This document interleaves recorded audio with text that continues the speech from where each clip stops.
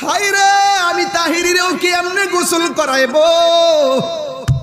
আমার মাথা থেকে বুঝি পাগড়িটা খুললা ফালাইব, আমার শরীর থেকে বুঝি পাঞ্জাবি খুললা ফালাইব,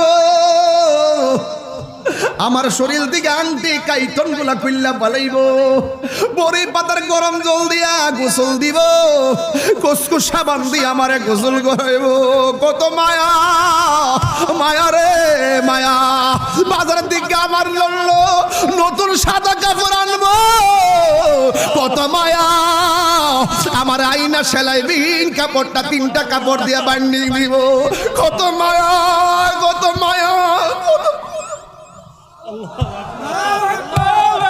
আরে কত মায়া, মায়া রে। হাজীগঞ্জের মানুষ কত মায়া। মসজিদের পালকি না আমার আস্তে করে শোয়া দিব, কত মায়া।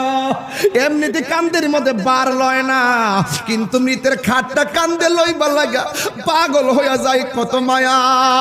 ও বন্ধু, আমার নবী কয় যারা লাশ কান্দের মধ্যে লইয়া 40টা কদম হাঁটবি, আমার আল্লাহ 40টা কবিরা গুনাহ মাফ করে দিবে।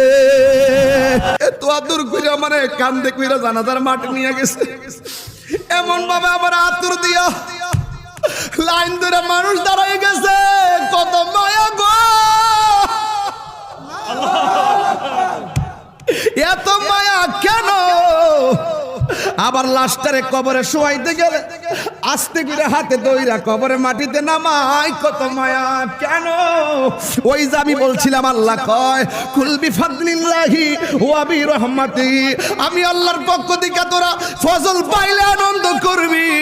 রাইসুল মুফাসসিরিন আব্দুল্লাহ ইবনে আব্বাস রাদিয়াল্লাহু তাআলা আনহু বলে এই ফজল মানে হলো দয়া। আমার আল্লাহ যে আমরারে হিন্দুর ঘরে জন্ম দেই নাই, খ্রিস্টানের ঘরে জন্ম দেই নাই, ইহুদির ঘরে জন্ম দেই নাই, আল্লাহ যে আমরারে মুসলমানের ঘরের মুসলমান বানাইলো, কত মায়া।